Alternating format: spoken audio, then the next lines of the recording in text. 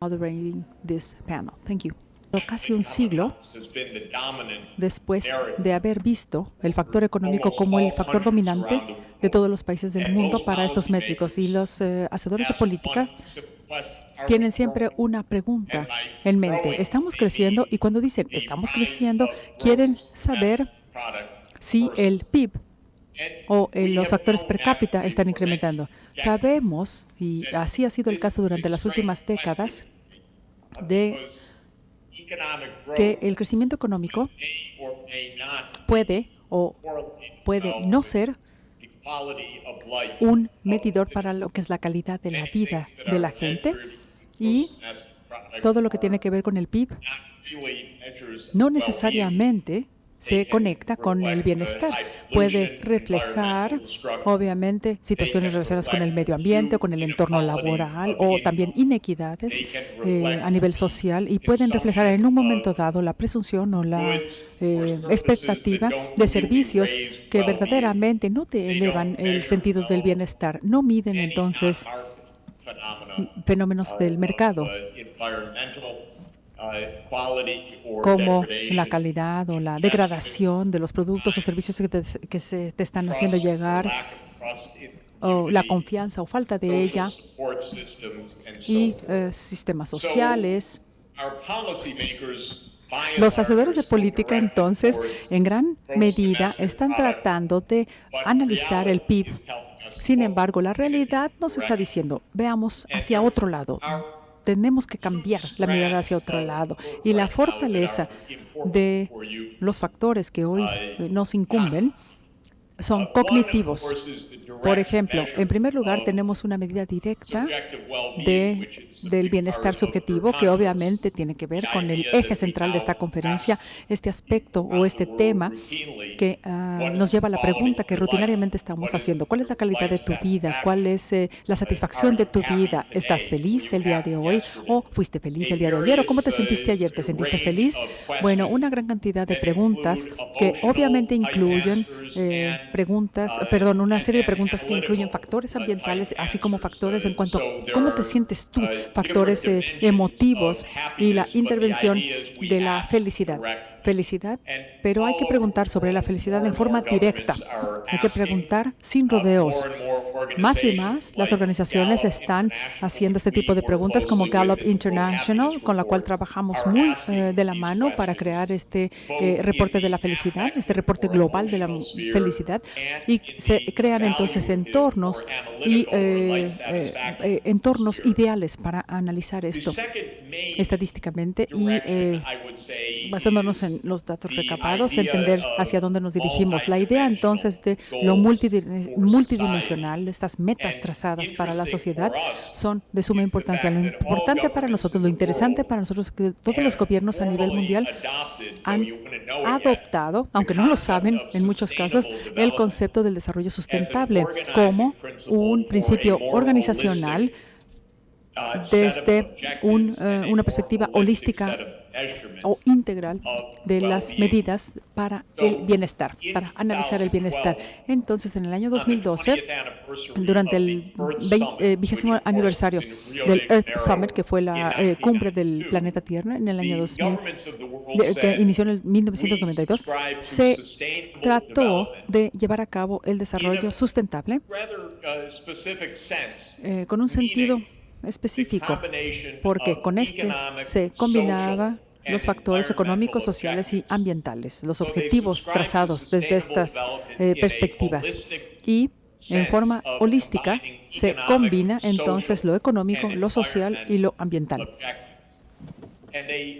Y de esta manera se anunció en el año 2012 que a partir del 2015 todos los países miembros de las Naciones Unidas habrían de adaptarse a este nuevo esquema y adoptar estas nuevas medidas. como un nuevo conjunto de guías para el desarrollo mundial, que se denomina como el post-2015. Es la Agenda de Desarrollo post-2015. Estamos en la última fase de la configuración de estas metas de desarrollo. Cuando hablo del Estado de Jalisco, me refiero a y para cualquier otro tipo de gobierno, ya sea que estemos hablando a nivel federal o de los Estados Unidos o cualquier los otros gobiernos, 193 en total, que conforman las Naciones Unidas, se tiene que analizar la pregunta del bienestar desde varias posiciones. Una medida directa del bienestar, una medida directa que ataña al bienestar. Y en segundo lugar, tenemos el desarrollo sustentable como un marco holístico con 3 pilares básicos, por ejemplo, lo económico, lo social y lo ambiental. Son estos pilares a los que me refiero. 3 ejes centrales. Esperemos entonces que esto brinde a la mesa un camino trazado, una ruta sobre la cual llevar las acciones hacia septiembre del 2015 y lograr las metas o tratar de lograr las metas. Estamos muy cercanos a ello. Falta mucho, pero todavía hay mucho que hacer. Sin embargo, estamos acercándonos. Entonces hay que ver las categorías de las mediciones. Por ejemplo, tenemos el bienestar subjetivo. Por ejemplo, escucharon de Bruno Frey y también de otros excelentes presentadores durante la reunión. No voy a hablar mucho en este sentido. Sé que ya escucharon sobre este tema. Lo único que sí me gustaría decir es que la investigación de eruditos, de gente que está verdaderamente involucrada con esto, expertos, pueden dar una evaluación precisa sobre la calidad de sus vidas o la satisfacción en sus vidas, y que estos datos pueden relacionarse con la satisfacción de vida y un conjunto de métricos, uno de los cuales es el PIB per cápita, pero otros también incluyen la gobernanza, honestidad, confianza y el gobierno electrónico o el e-government, así como la generosidad dentro de una sociedad. Entonces, se mide de esta manera como el compartir a través de la sociedad, el dar en actividades de voluntariado, por ejemplo, actividades que puedan evitar problemas sociales como lo que es el trato humano o lo que es situaciones adversas a lo que estamos tratando de buscar. Hablamos de expectativa de vida o personas que se dedican al sector de la salud. Entonces, por ejemplo, el profesor Halliwell ha sido parte de este tipo de acciones cuando hablamos del bienestar subjetivo, que se explica muy bien en los reportes globales. Y en el pasado utilizábamos el PIB per cápita, que solamente explica una parte muy breve del total, de la totalidad del concepto. Y obviamente, cuando hablamos de la paradoja occidental de los Estados Unidos, tenemos el PIB per cápita de los Estados Unidos que se ha triplicado en los últimos 15 años. Lo importante es entender que el bienestar subjetivo no se ha incrementado. Hay algo mal, hay algo incorrecto en la sociedad norteamericana y hay inequidad, hay más corrupción, dentro del gobierno, y vemos ahora tumultos, congregaciones. Por ejemplo, hoy en la mañana en Ferguson hubo problemas serios por situaciones raciales de una situación legal que está sucediendo en esa ciudad. Y bueno, esto nos lleva a entender que el bienestar subjetivo en los Estados Unidos no está donde debería de estar. Y también tenemos el desarrollo sustentable, sobre el cual quiero hacer unos comentarios. Vamos a tener no un solo indicador, por ejemplo, la satisfacción en la vida o de tu vida, sino una gran cantidad de indicadores que se van a integrar en los pilares que les comentaba: desarrollo económico, inclusión social y sustentabilidad ambiental. Entonces, estos indicadores deben de ser parte de los pilares, deben de incrementar los niveles de pobreza, disminuir, mejor dicho, los niveles de pobreza y también otros factores a considerar. Creo que las medidas tradicionales también aplican, pero se va a cambiar el paradigma o la forma de llevarlos a cabo. También se va a medir la inequidad de los ingresos y las brechas tan grandes que se tienen en los Estados Unidos, así como en México, entre los pobres y los ricos. Y a lo mejor puede ser diferentes indicadores, coeficientes, porcentajes, a lo mejor la proporción entre el 10% en contraste con el 90%, los que tienen o acumulan toda la riqueza y los que están debajo de la línea de pobreza. A lo mejor podría ser también por causa de diferencias raciales en cuanto a los ingresos y la riqueza y otros factores. Ahora, el tercer elemento a considerar que tiene que ver con sustentabilidad ambiental se va a medir desde la perspectiva del análisis de cambio climático o las emisiones de invernadero, la conservación o la pérdida de combustibles, también contaminación en aire y agua, la interrupción o disrupción de los ecosistemas y la acidificación de los océanos, así como otros factores. Entonces, lo interesante es ver qué pasa con una serie de indicadores para entender qué es lo que sucede a partir de lo que se indicó en el 2012 y hasta el 2015 para crear este marco con el desarrollo económico. Esto es lo que quería compartir con ustedes esta tarde y estamos entonces creando los planes para solución como una red de sustentabilidad de desarrollo, una iniciativa que incluye obviamente el reporte de la felicidad, el reporte mundial de la felicidad, que esperemos que se pueda ya publicar una vez al año o cada 2 años, y también un apoyo para los gobiernos a nivel estatal y a nivel nacional para poder implementar estas nuevas metas de sustentabilidad del desarrollo. Estamos trabajando con las universidades para que de esta manera la academia sea parte de estas soluciones de sustentabilidad y que puedan ayudar a las nuevas generaciones de alumnos a hacer investigación en este sentido y que ayuden a la sociedad civil así como a los gobiernos para presentar o presentar ante la sociedad otros aspectos relacionados. Incluso las metas de desarrollo sustentable deberían ser globalizadas. Entonces, a nivel nacional, a nivel estatal, y esperamos también que, por ejemplo, Guadalajara o la ciudad de Nueva York, Baltimore, como ejemplo, cuenten también a nivel de ciudad estas metas de desarrollo sustentable para hacer avanzar estos conceptos con el enfoque holístico que les comentaba del desarrollo económico.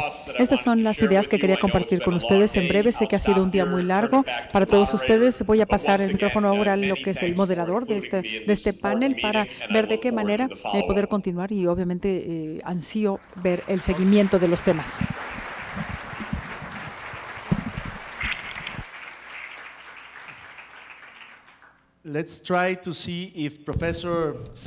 Tratemos de ver si el profesor Sachs alcanza a escucharnos desde donde se encuentra. Ojalá nos dice que sí con la cabeza. No sé si realmente nos puede escuchar porque hay dificultades técnicas, pero permítame hacer una pregunta rápida al profesor Sachs. Quizás alguien en la parte posterior de esta sala pueda preguntar también cuál es el papel exacto o la expectativa que se tiene de los gobiernos en esta red que usted ahora dirige y en específico a lo que es implementar metas sostenibles. Quizás hay autoridades nacionales en los países latinoamericanos que esperan contar con un papel a desempeñar, una tarea, algún tipo de responsabilidad que tiene que ver ahora con la Agenda para el Desarrollo en el 2015. En este sentido, ¿qué le diría usted a aquellos gobiernos que ahora conforman gobiernos nacionales de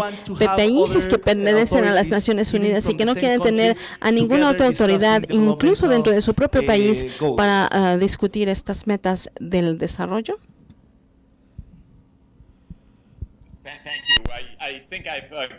Perdón, yo no tengo audio. Bueno, ¿cómo es el proceso? ¿Cómo es posible este proceso?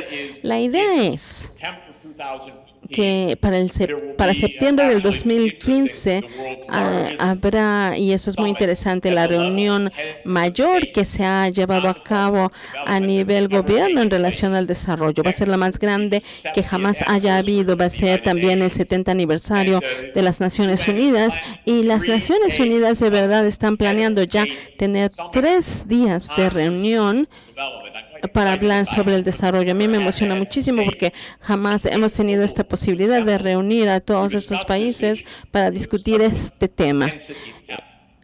Entonces estamos ansiosos por ver esta reunión. Yo espero que podamos reunir a los líderes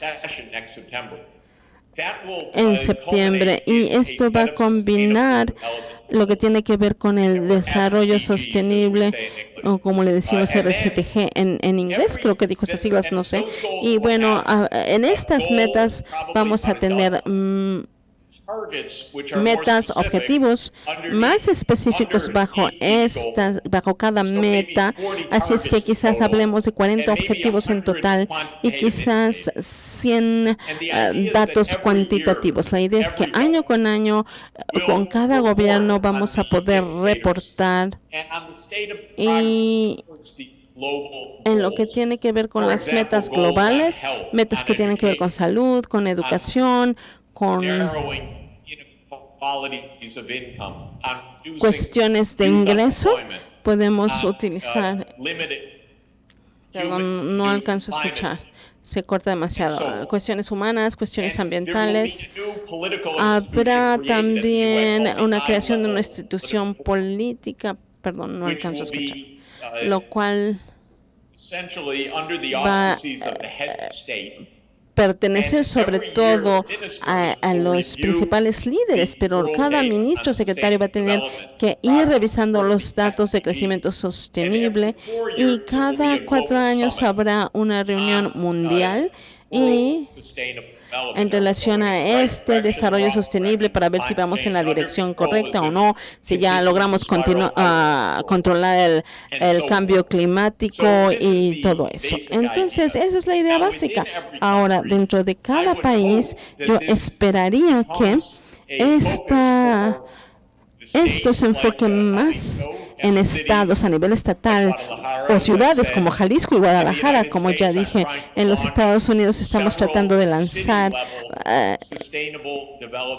metas de desarrollo, iniciativas para el meta de desarrollo sostenible a nivel estatal, para que entonces podamos tener esto después a nivel ciudad.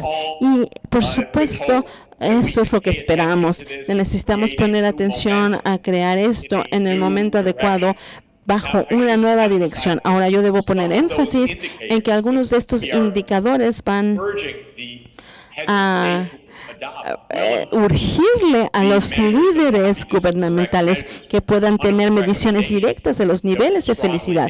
Esta es una recomendación muy fuerte que estamos haciendo, que midan el bienestar subjetivo, para que entonces pueda ver cómo avanzan en cuanto a las metas de desarrollo en general, año con año. Excelente. Espero que él siga escuchándome. Antes de abrir la conversación aquí con el profesor Frey y el profesor Helliway, solo quiero mencionar que parte del objetivo de este foro es establecer una red latinoamericana en relación al bienestar subjetivo y la calidad de vida. Esta red que ayude y de soporte en lo que usted mencionaba. Así es que seguiremos en contacto. La red que usted opera, que usted dirige, nos encantará que contribuyan con lo que ustedes están haciendo, especialmente en los niveles locales y regionales. Ahora voy a pasarle el micrófono al profesor Frey, que ya presentó frente a este público. Así es que, profesor, muchísimas gracias. Aquí el reporte para felicidad es totalmente fabuloso. A mí me encantaría realmente que lo leyeran, porque este proporciona el nivel académico y de experiencia que hemos logrado al día de hoy, y creo que la plática de Jeffrey Sachs es igual de importante, pero queremos abrir la discusión aquí, en este momento. Yo no quiero repetir de nuevo que el PIB ya no es lo mismo, o que no nos sirve, no se equipara con la felicidad. Ya no quiero repetir. Gracias. Se van a aburrir terriblemente, y también mi idea es que si existe un reporte que no se critique, va a valerlo todo, pero no va a valer nada si lo hacemos así. Entonces quiero criticarlo, y además también quiero decir que hoy contamos con una industria de la felicidad, que eso no lo digo yo, eso lo acuñó un economista que fue el primero que lanzó eso. Él dice que tenemos ya una industria de la felicidad. Vivimos hoy el año 2014, no vivimos el 1998 ni el 1990, ni estamos en el año 2000 siquiera. Hoy la felicidad es totalmente aceptada. Creo que ya nos debe quedar muy claro esto. Existe una industria de la felicidad en cuanto a que hay muchísimo interés para promover la felicidad, y por supuesto intervienen los gobiernos, intervienen las universidades, y también hay grupos de interés, al igual que organizaciones internacionales involucradas en esto, por lo que no hay que recordar que la felicidad importa. Y más que nada, a los medios les está interesando muchísimo la felicidad, pero los medios cometen un error porque solo consideran números, cifras. No quieren hablar de contenido, les interesan esas cifras, esos números, y por lo tanto se la pasan comparando países, y desafortunadamente el reporte acerca de la felicidad está lleno de eso, de comparaciones, de niveles de felicidad entre los países, escalas que incluyen varios países, escalas para el bienestar subjetivo, escalas o índices para la satisfacción de vida que incluyen a 190 y tantos países o no sé cuántos, y por supuesto los medios han tomado esto, pero creo que eso no tiene sentido, no es la forma correcta de manejarlo, porque tenemos que tomar en cuenta que la gente en los diferentes países reacciona en forma diferente a las preguntas. Por lo tanto, debemos corregir esos índices según la constante o las constantes en cuanto a la función en respecto a la felicidad. Hoy lo escuchamos ya, ayer también lo escuchamos, los japoneses no expresan estar felices, y es su estilo. Y en Estados Unidos, si le preguntas a alguien si es feliz, todos los americanos te van a decir que les va maravilloso, que están súper felices. Entonces, esto se tiene que tomar en cuenta, si no, de lo contrario, vamos a cometer o vamos a realizar comparaciones entre países que no tengan ningún sentido. Pero yo quisiera enfatizar lo que John Helliway, Sachs y otros han dicho, que no les interesa ya tanto estas comparaciones entre países, sino que más bien quieren hablar de contenidos, y yo valoro eso muchísimo. Y sin embargo, el hecho de que se publiquen tantos reportes y se publiquen tantas comparaciones entre países, esto desafortunadamente va en esta dirección que les menciono. Entonces, mi contribución en este momento es convertirme en crítico y quizás traer alguna reflexión al respecto. Y también quiero aquí yo desafiar a John. Nosotros hoy contamos con evidencia en cuanto a que la gente mal interpreta o representa en forma errónea su felicidad futura. Tenemos evidencia de esto, es algo nuevo, es algo que no se ha incluido para nada en el reporte. Eso es cierto, está bien, pero no lo hemos incluido en el reporte porque un reporte no debe ser demasiado en relación a esto, porque esta mala representación es algo nuevo, pero al mismo tiempo es algo importante. Déjenme darles 2 ejemplos al respecto. Cuando hay una mala representación sistemática del futuro. Lo primero es que la gente piense, por ejemplo, a la hora de comprar bienes materiales, cuando piensa que esto le va a derivar en mayor felicidad en el futuro a partir de la adquisición de estos bienes. Si te compras un Ferrari, o por lo menos los hombres presentes aquí, si los señores van y se compran su Ferrari, van a pensar que los va a hacer felices, súper felices en el futuro. Nosotros tenemos muy buena evidencia de que no es este el caso. Y lo mismo va a suceder si vas y te compras una casa nueva. Piensas, ay, estaré súper feliz en un futuro. No es cierto. No es cierto. Entonces, tenemos una sobreestimación de la futilidad. Y el segundo ejemplo que quiero darles es en relación a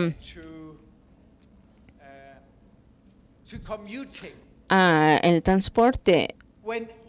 Cuando la gente tiene un empleo que le queda muy lejos de donde vive, que le pagan muy bien ahí, mucha gente acepta ese trabajo porque dice, muy bien, bueno, no hay problema, me la voy a pasar leyendo en el transporte público o me pongo a hacer otra cosa mientras me dirijo a mi trabajo. Pero según una evaluación hecha posteriormente, estas personas son menos felices de lo que hubieran sido si no tuvieran que viajar tanto. Entonces es un error sistemático. Y ahora quisiera saber qué es lo que John dice en relación a estas malas representaciones o malinterpretaciones de todo lo que tiene que ver con el futuro, que algún día la felicidad que en el futuro me llegará. Gracias. Está muy bien si me quedo sentado bajo el peso de este ataque que acabo de recibir. Bueno, ¿qué piensas verdaderamente, Bruno? Dinos verdaderamente qué piensas. Bruno siempre es tan provocador y tan desafiante y siempre es tan interesante. Y él quiere, no nada más que discutamos, sino que quiere elevar esta discusión a un debate, así es que haré lo mejor posible por seguirle el juego. Así es que 2 hechos que se mencionaron muy al final de esta gente que mal representa o gente que toma decisiones malas pensando que hace algo porque después los hará felices, pero no los hace felices. No hay nadie en esta sala que no sepa eso ya. Lo que hace que la gente se reúna y estudie el bienestar subjetivo a gran escala es porque piensan que la gente está proporcionando más información acerca del bienestar subjetivo que él y otros tienen. Entonces se empiezan a investigar qué hay en relación a las vidas de aquellos que no son felices, que hay que cambiar. Y entonces, igual que Bruno nos lo mostró en su investigación, hay errores sistemáticos que la gente comete cuando ellos piensan que están haciendo algo que va a mejorar su vida y luego no se las mejora.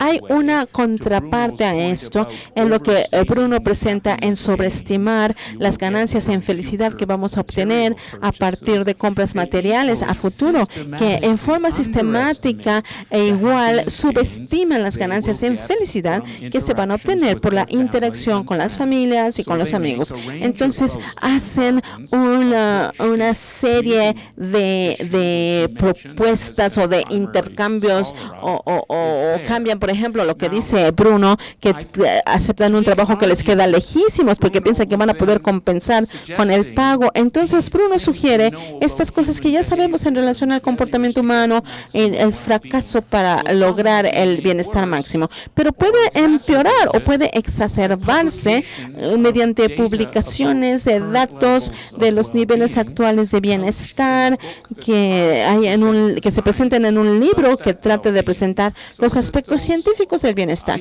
Entonces estos elementos que Bruno mencionó vienen cubiertos con cierto detalle, con referencias a lo que ha sido su trabajo en el capítulo 3 del primer reporte de la felicidad. No lo quiero repetir porque la idea general con este reporte mundial, el primer reporte mundial de la felicidad tiene antecedentes científicos, como ya lo vimos, o lo estuvo en su momento, e incluyó muchísimos estudios acerca de las dificultades del método, etcétera. Entonces, es bastante aparente que podemos observar que nos remontamos de nuevo al punto que Bruno mencionó al principio. Y déjenme ver si lo puedo citar correctamente, en donde dice que es irresponsable publicar cifras de países de las evaluaciones que las gentes hacen acerca de su propia felicidad. Si piensas que hay alguna forma en la que se dé un patrón de respuestas que difieran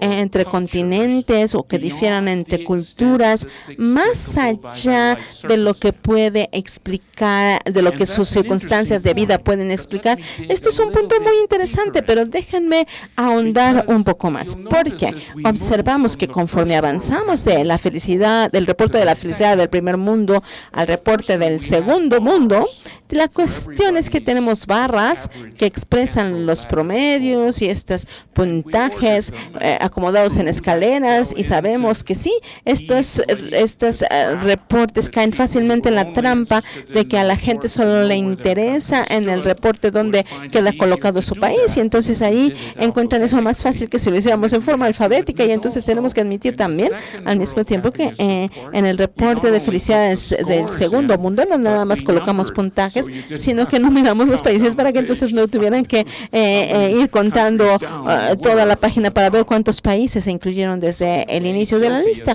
Entonces, bueno, sí, nos podemos considerar culpables, debimos haber facilitado a la gente que encontrara las calificaciones en su país. Pero sí, tenemos muchísima fe en las capacidades que tienen las personas de hacer preguntas y de ser curiosos, y una cosa es saber dónde te ubicas, qué temperatura traes cuando estás enfermo o qué estatura tienes comparado con la estatura de otras personas, pero después también vas a querer saber si importa y ve por qué. Entonces, en el reporte de la felicidad del segundo mundo, nosotros colocamos barras también para definir aquellos países en lo que denominamos distopia. Ya les hablé de este modelo que trata de explicar las diferencias que se dan con el paso del tiempo y entre países con 6 variables claves. Y ayer me escucharon bien y me estuvieron tomando notas de lo que dije. Saben que tenemos el PIB por cápita, la expectativa de vida, libertad de poder tomar decisiones clave, soporte, apoyo social, generosidad,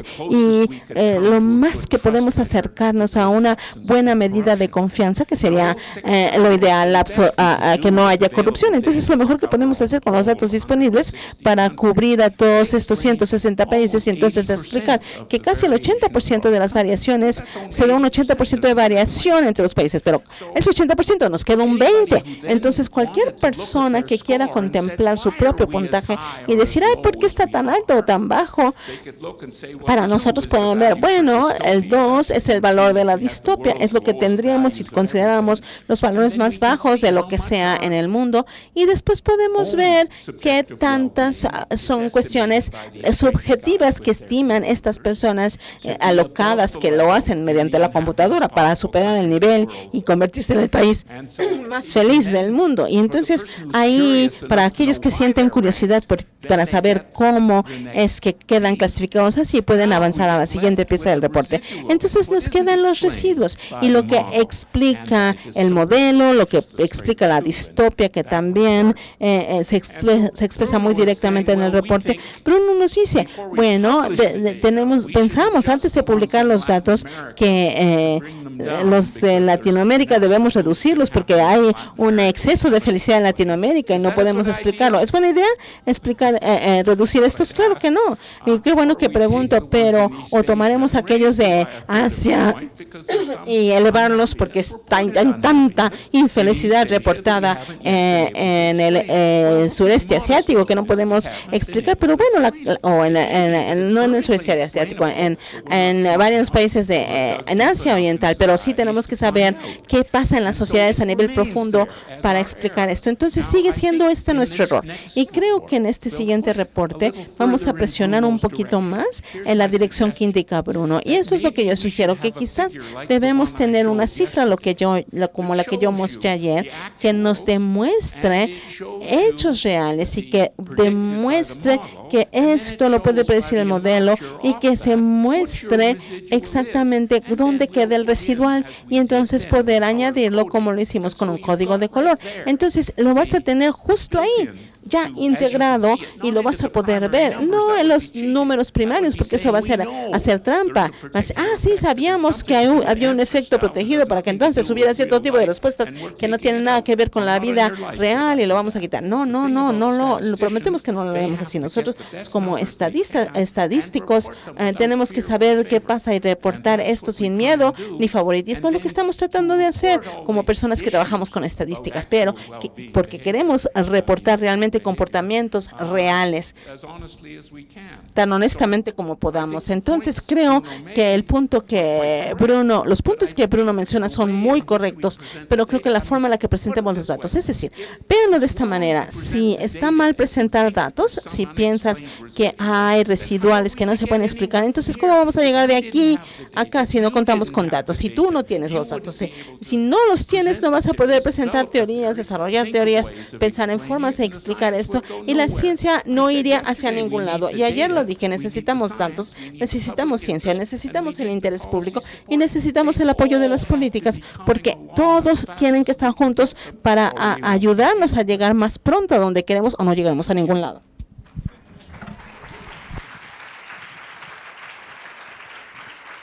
Excelente explicación, muchísimas gracias. Nosotros perdimos ya al profesor Sachs porque ya no tenemos la teleconferencia, entonces voy a pasarle el micrófono directamente a usted, profesor. Bueno, me encanta el hecho de que ya vayas hacia la dirección correcta. Tengo un problema, otro problema, por lo menos uno. John acaba de decir que los indicadores que construyen o forman todo el asunto aquí en cuestión son los que incluyen el PIB y otros factores. Pero ¿cómo se ponderan? ¿Cuál es la ponderación o el peso que se les da para poder indicar que tienen la misma importancia?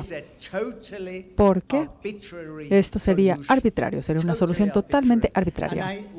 Y me sorprende el hecho de que en Bután, como la dama de Bután nos decía, así lo llevan a cabo. Todo tiene un mismo peso, todo tiene la misma importancia, pero como la salud, por ejemplo, sería de la misma importancia como el PIB o lo que comentaba ella en la mañana del factor de felicidad bruta. ¿Cómo podemos comparar entonces con el ingreso nacional o con el apoyo social? Me parece que esta es exactamente la clave en la cual tendríamos que reconsiderar todo esto y no solamente dar el mismo peso o ponderar en forma equitativa todos los elementos. Estoy de acuerdo con el hecho de que haya investigación hoy en día en donde las preferencias tienen un peso que se analiza de acuerdo a la ponderación que se les ha dado. La pregunta es si estos pesos son también relevantes en el futuro. Vamos a ver hacia el futuro y entonces van a ser relevantes también en otras épocas más adelante. Deberíamos entonces utilizar pesos en promedio. Quisiera expresar esto de otra manera. Digamos que alguien que tiene un ingreso muy elevado, esta persona obviamente le va a dar más peso al hecho de tener amigos. Sin embargo, cuando alguien tiene ingresos muy bajos, probablemente su peso va a ser más enfocado al ingreso y no tanto en el hecho de tener amigos o contar con más amigos. Entonces, esta ponderación no debería ser constante a lo largo y ancho de los factores socioeconómicos o de las clases sociales aquí analizadas. La pregunta entonces sería la siguiente: ¿no sería mejor tener una sola pregunta y un solo indicador, que sería la pregunta, tomando en un sentido general qué tan satisfecho te encuentras con tu vida?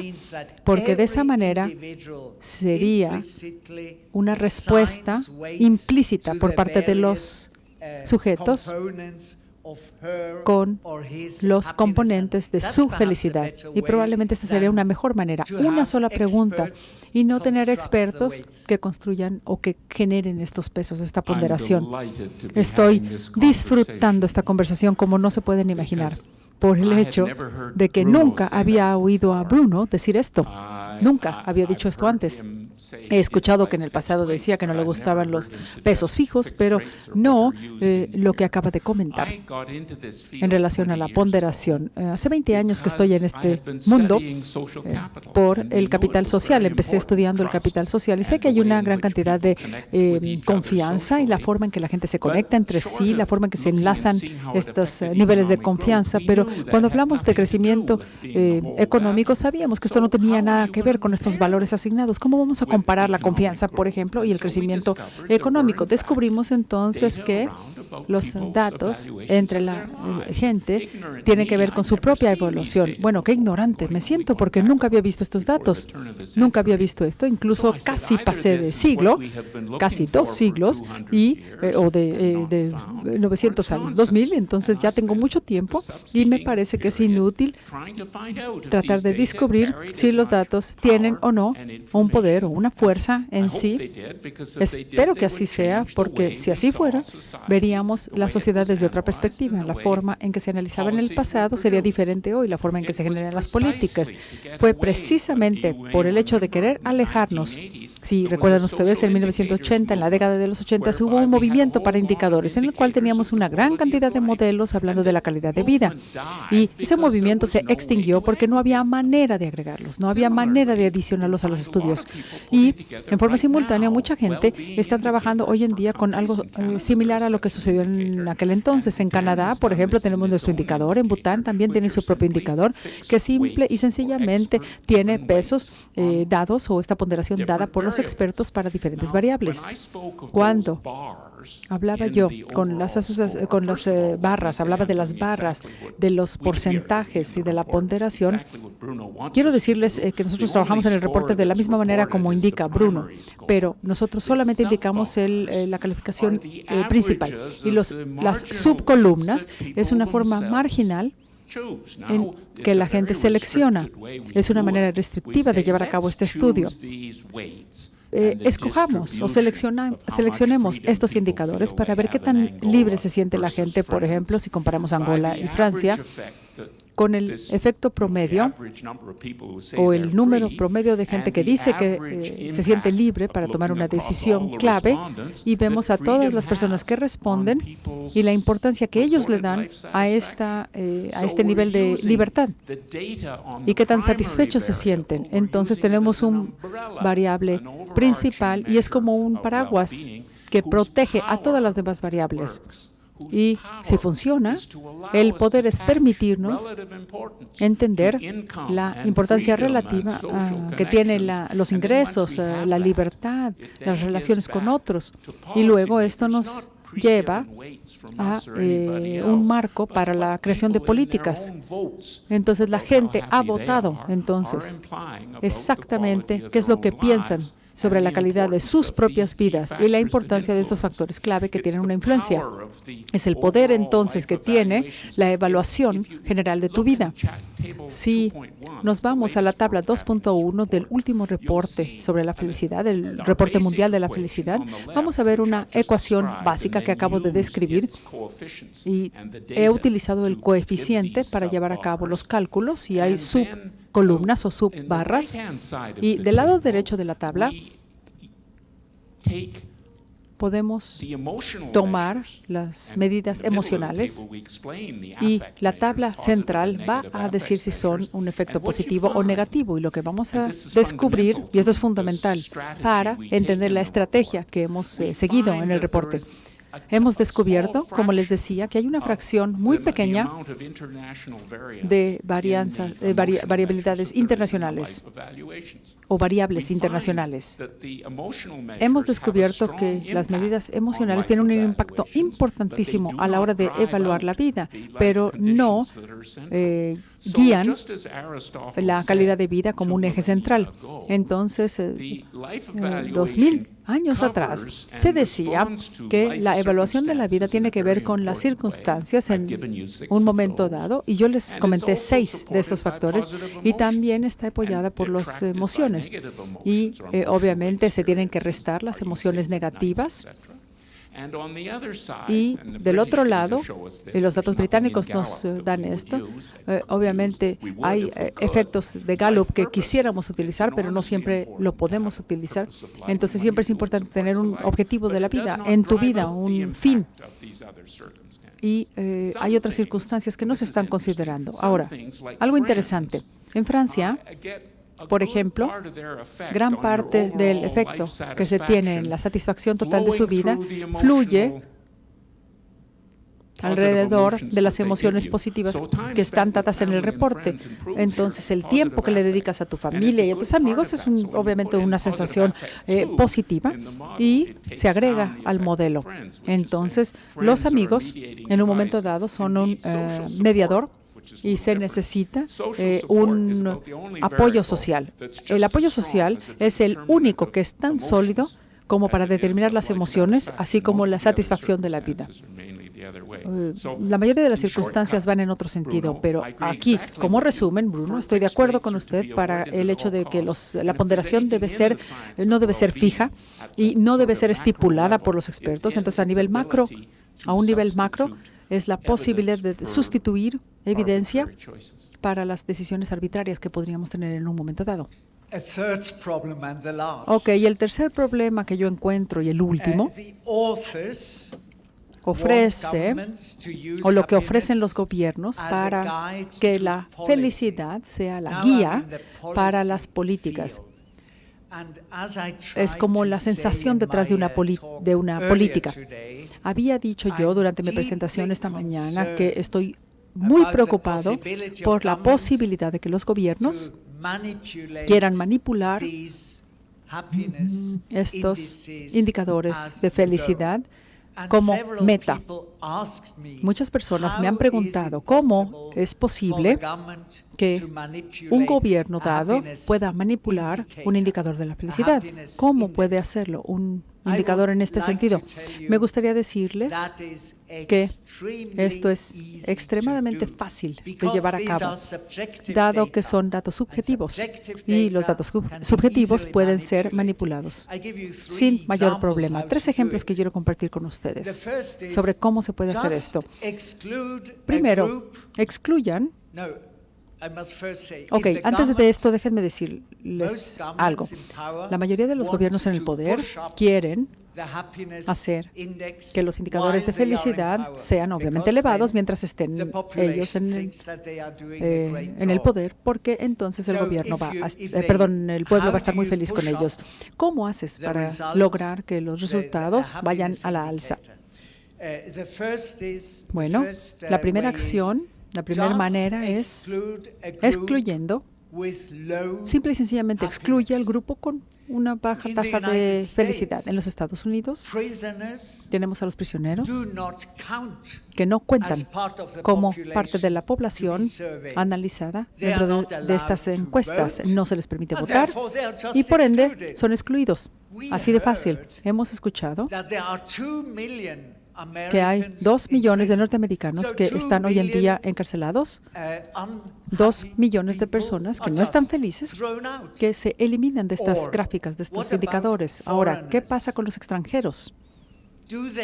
¿Los extranjeros cuentan? Si están aquí en su país, por ejemplo, por un mes, por 5 meses, o durante un año o 2 años. Si son más felices o se sienten más felices que el resto de la población indígena, por ejemplo, entonces vas a incluirlos. Si están menos felices que la población o si están más felices incluso que ustedes, la población normal, también los vas a incluir porque reflejan más felicidad. Y en tercer lugar, si alguien de una escala de 0 a 10 te da como respuesta, en un sentido general, ¿qué tan satisfecho estás con tu vida? Y dicen 2. Puedes decir, ¿sabes qué? No puede ser posible. Tendría que suicidarse por sentirse 2. Entonces, ¿sabes qué? Exclúyelo. Así de fácil. Y sí se hace. Así es como se hace. Y, en tercer lugar, Si el indicador de felicidad no se adapta a lo que el gobierno quiere, creas uno nuevo, creas un nuevo indicador. Esto se ha hecho frecuentemente en el caso de inflación, por ejemplo, para poder reducir los indicadores. Crea un nuevo indicador. Así estás bien, vas a estar bien. A ver, ayer Bruno comentaba algo y voy a darle seguimiento a esa línea de ideas. Él decía que los individuos tendrían que ser estratégicos a la hora de dar una respuesta. Ahora usted está hablando de datos oficiales que están siendo tergiversados. Pero alguien a la derecha no va a estar contento si hay un gobierno izquierdista. Y esto sería una conducta estratégica. Creo que la idea es, bueno, cambiar todo esto para hacer que las elecciones vayan a su favor. Sin embargo, usted sabe, y yo también sé, que este factor ya conlleva una gran cantidad de investigación. Hay gente que vive mucho más feliz en los gobiernos o bajo la tutela de gobiernos que comparten sus ideas políticas. Entonces, obviamente, ese gobierno va a crear políticas que van a favor del bienestar de estas personas que están votando por ellos, que están de acuerdo con lo que está sucediendo. Entonces, las encuestas en países en los cuales nada tiene que ver con el gobierno, los gobiernos no tienen la menor idea de lo que las respuestas representan. Entonces, Bruno decía ayer que una vez que los datos se tomen más en serio, va a haber más de ese tipo de votos o más evaluaciones. Y obviamente los científicos van a decir, bueno, esperemos qué pasa. Yo creo que no va a ser así, pero la pregunta es la siguiente. ¿Qué pensamos en este sentido? Bueno, tenemos muchas formas de medir todo lo que sucede alrededor de nosotros y la probabilidad. Por ejemplo, los gobiernos no van a tener acceso a los datos de Gallup y manipularlos. Bueno, hay algunas excepciones de las cuales podría hacer mención, pero normalmente no sucede. Incluso si tienes una encuesta oficial que sea alterada en cierta forma, la existencia de encuestas privadas que existen ahí indican una brecha marcada. Por ejemplo, los números oficiales son 0.5 mejor y todas las demás están mal. Entonces, obviamente, alguien tiene que ser cuestionado. Por ejemplo, Snowden en los Estados Unidos o otras personas que podrían aclarar por qué la brecha está tan marcada. Entonces, lo oficial aquí es entender cómo esta es una operación políticamente riesgosa y no hay ganancia política. No hay ninguna ganancia política cuando esto sucede. Y cuando hablas de datos no representativos o que no son representativos porque hay mucha gente que no cuenta, bueno, sí, los prisioneros no cuentan para muchas encuestas, pero esto aplica para muchos tipos de encuestas, no solamente para estas. Entonces, esta cuestión tiene que ver con el hecho de contar bien a la población en todos los sectores y no solamente para el sector del bienestar, sino en otro tipo de encuestas de otra índole. Estamos tratando de establecer, y recuerden, por favor, que yo comenté lo mismo, pero con palabras diferentes. No siento sospecha intrínseca de los gobiernos y de la burocracia. Me parece que ellos son gente como nosotros y que también tienen la probabilidad de pensar en el interés público como nosotros lo hacemos. Y entonces, normalmente lo que pasa es que no están siendo estratégicos cuando aplican sus acciones. Entonces, sé que hay ciencias políticas involucradas y son cuantitativas, por lo menos en lo que a mí concierne. Sé que los economistas piensan que la gente es egoísta por pensar en sí mismos, lo cual es falso, y esto se transmite a la literatura económica y se indica que los gobernantes también son autointeresados o son egoístas. Creo que no es cierto o que no aplica para todos. Comento también esto porque las guías para medir el bienestar subjetivo, lo cual está siendo adoptado no en todo el mundo, pero por lo menos en la mitad del planeta Tierra, se desarrollaron por oficinas de estadísticas nacionales y no hay muchas oficinas como el equivalente del INEGI que quieren ser o estar bajo el control del gobierno en la forma en que llevan a cabo sus grandes encuestas de gran alcance. Por ello, grandes agencias empezaron a divisar o visualizar estrategias a nivel nacional para poder hacer esto en forma correcta. Si ustedes trabajaran en un sentido rutinario, obviamente los resultados también serían rutinarios y puedes inventar números que serían diferentes cada vez. Hay una diferencia, sin embargo, hoy en día Creo que es más probable que existan con estos datos de bienestar, porque habrá módulos, como ya escuchamos a partir de el reporte de la OCDE. Hoy es un modelo que es muy claro, muy simple y que puede servir a las encuestas que se realicen en todo el mundo. Entonces, en cuanto a generalidades, encontraremos que las propiedades estadísticas y todo lo demás relacionadas con ellas se conoce bastante bien. Pero ¿qué pasa con los extranjeros? Este es un negocio que trae trampas. Cuando empezamos a trabajar con esto por primera vez en Florencia, no pusimos demasiada atención en esto, y creo que es de suma importancia si tomamos esta base de residentes o base de gente nacional para considerar incluso sus niveles tanto de ingreso como de felicidad, y sabemos que tenemos que cubrirlos a todos, a los prisioneros incluso. Entonces, si no incluimos a estos trabajadores invitados o a la población de residentes de otros países, entonces, ¿cómo vamos a considerar esto? Aquellos gente de la India que trabaja en Estados Unidos, esos tendrían que contarnos entonces en la India si no los contamos en Estados Unidos. Es muy simple. La misma forma en la que se operan los censos en todos los países también tiene que practicarse en los residentes extranjeros, en donde todo mundo conteste en relación a su país de residencia. Y esto desde principios del 2013 se ha considerado que, por ejemplo, los países árabes que se encuestan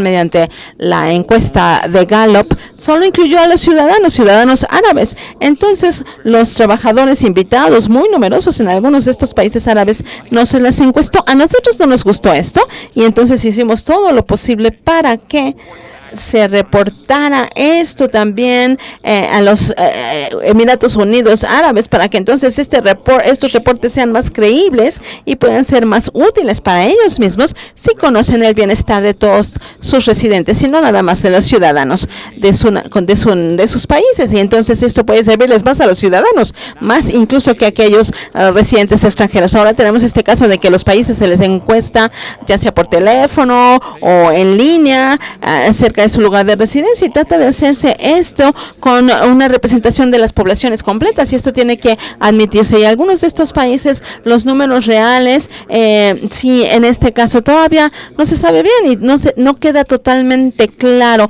y podemos ver el problema que Gallup tiene para llenar estos espacios, especialmente en aquellos países donde hay muchos inmigrantes ilegales, en donde va a ser difícil llegar a ellos mediante estas encuestas. Pero así es la vida, y también cuesta trabajo tener encuestas en ciertos países, pero estas encuestas están ahí para servir a la gente, sirven de consulta para algunos países. Hay regiones donde no se han hecho, y por supuesto también existen los países en donde hay menos niveles de felicidad en todo el mundo. Entonces, en cuanto tengamos bien los principios, vamos a hacer lo mejor posible.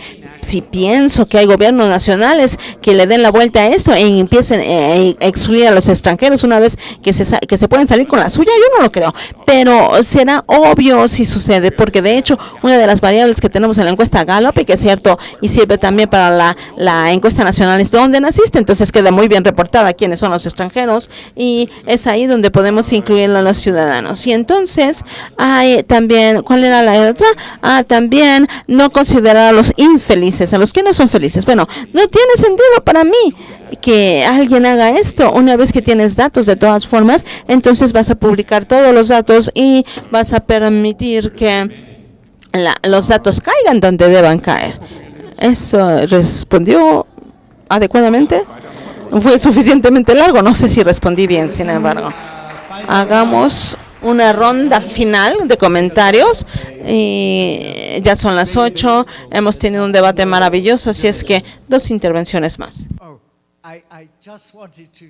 Solo quiero decir que los políticos son gente buena.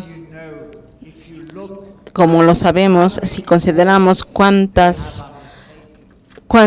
tareas han asumido, cuántas guerras han luchado, cuánta gente han destruido. Creo que los políticos son exactamente lo mismo, el mismo tipo de personas que ustedes, que yo, que John. Es igual, solo se trata de gente común y corriente. No son mejores a nosotros, sin embargo. El problema es que cuando entran, asumen un cargo, ellos están literalmente constreñidos por esto, y de ahí empiezan a comportarse en forma diferente, y lo podemos percibir en muchísimas formas. Tenemos oponentes políticos que son maravillosos. En cuanto asumen el poder, 2 meses después ya se comportan exactamente igual que el dictador al que derrocaron. Lo hemos visto muchísimas veces en Sudamérica, en África y en todos los demás lugares. Entonces, la forma en la que podemos restringir a los políticos es haciendo que haya buenas instituciones, que haya buenas constituciones que los obliguen a alinearse a las preferencias de sus votantes. Desafortunadamente, creo que son muy pocos las oficinas de estadística nacional que no dependen de los gobiernos en el poder. Así es que al menos tenemos que tener cierto optimismo en relación a esto, pero es eso. Es maravilloso cómo John reacciona a lo que a mí, con lo que yo lo ataco, y opta de verdad por hablar de lo bueno que es el reporte acerca de la felicidad en el mundo. Gracias, profesor.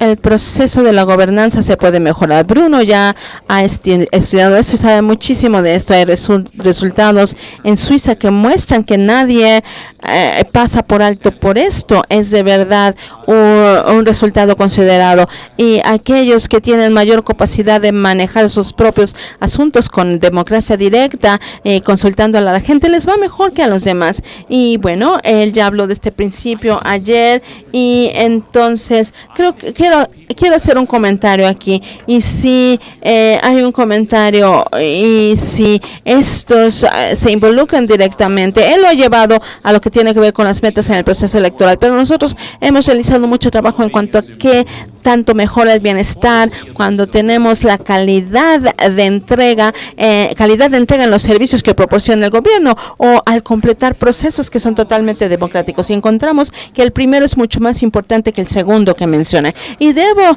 decir que hemos llegado a niveles muy altos de eficiencia y honestidad del servicio público, y entonces a la gente le empieza a importar y a querer tener control sobre lo que hay. Y la gente muchas veces empieza a temerle al gobierno. El nuevo tipo de gobierno que ahora llega y que se publica en muchos artículos y que del que hay muchas propuestas, ahora es totalmente diferente. Ahora desata el poder de los individuos para que ellos, dentro de su adhesión comunitaria, dentro de sus vecindarios, piensen en formas mejores de hacer las cosas y llevarlas a cabo, y después compartir sus ideas con otras jurisdicciones. Y como ya lo dijo él, es maravilloso que ahora el estado de Jalisco esté comenzando con esto. Es mejor empezar desde los niveles más bajos. ¿Por qué? Bueno, pues porque va a ser mucho más fácil. Nada sucede a menos que puedas mover esto del yo al nosotros, y podemos hablar de la sociedad, de la entidad social, que entonces la gente se asume como un nosotros. No sirve que haya otra persona dentro de tu equipo de fútbol. No, son todos un equipo. Entonces aquí, en cuanto a estas cosas, podemos pensar en el mismo equipo y empecemos a trabajar en conjunto, y así podemos innovar, y ahí podemos compartir riesgos, y ahí no tenemos que romper reglas en representación de nadie más, o repararlas si algo pasa, que podemos contar con nuestro orgullo de haber descubierto algo que sí funciona, y después compartirlo con las demás jurisdicciones que son similares a nosotros en nuestro mismo lugar, en nuestro país, en otros lugares, para entonces poder hacer algo que nos permita trabajar a partir de nuestra imaginación con nuestros gobiernos. Y esto es algo que será una gran ventaja para nosotros, y también una gran ventaja para la gente con quien colaboremos. Y entonces, desde mi punto de vista, esto es positivo. Es un estilo positivo de gobierno que ya muestra signos de avanzar. Y ciertamente, si nosotros seguimos la evidencia que se da ahora en el reporte de felicidad mundial, muestra en forma consistente, y más allá de eso, no nada más de los datos que trae ahí, sino de muchos experimentos relacionados, que la gente que se involucra directamente en el manejo de sus propias vidas y ayuda a los demás, y forma o logra que se formen instituciones gubernamentales que den buenos servicios, los servicios se van volviendo cada vez más eficientes. Y creo que bajo esto, Bruno y yo debimos decir que eso es como debe ser, así es como debe ser. Excelente. Bueno, Muchísimas gracias a los dos y también quiero agradecer al profesor Sachs. Y bueno, estamos al final de este día. Mañana va a ser nuestro último día, así que nos vemos mañana.